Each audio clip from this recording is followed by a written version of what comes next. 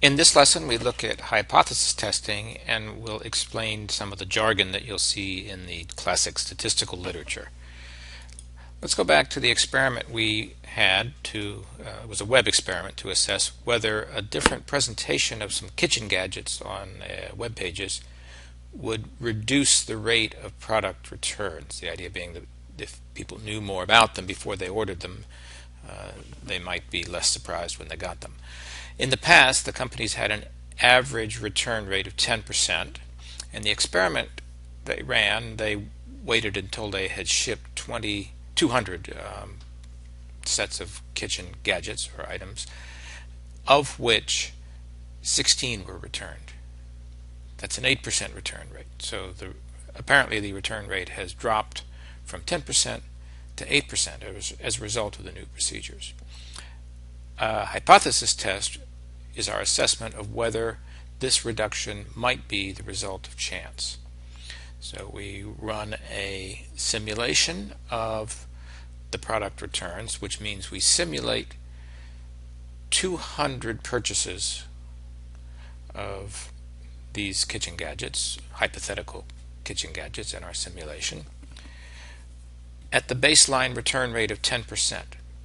Now, of course, each time we simulate 200 purchases with a baseline return rate of 10%, we'll get a slightly different number that are actually returned, and that's what we're tabulating here. You can see that the majority fall pretty close to the 10% return rate, which would be 20 returns out of the 200. But there's some extreme results, and the question is, how often did we get the extreme results?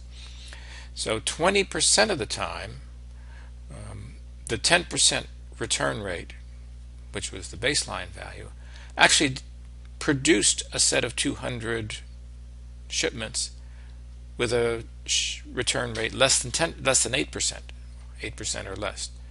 So 20% of the time, the baseline chance model, which was a 10% return rate, actually produced results at a less than 8% return rate. That's called the p-value, and it's typically expressed not as a percentage of times, but as a proportion of times, p for probability or proportion.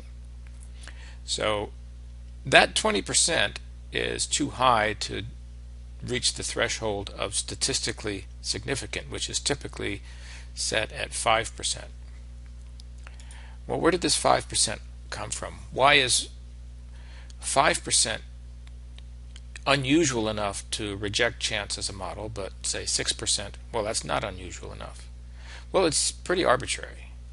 The statistician R.A. Fisher published his book in 1925 on research methods for statistical methods for research workers, and he in that simply said that, well, I think a 1 in 20 chance is too unusual to ascribe to random chance. We've been stuck with that number ever since. Not that there's necessarily a better number, since it is an arbitrary choice. Looking at that number, that 5%, say what Fisher called 1 out of 20 times, and this is we're back again in our distribution of the kitchen returns, 5% is called the alpha.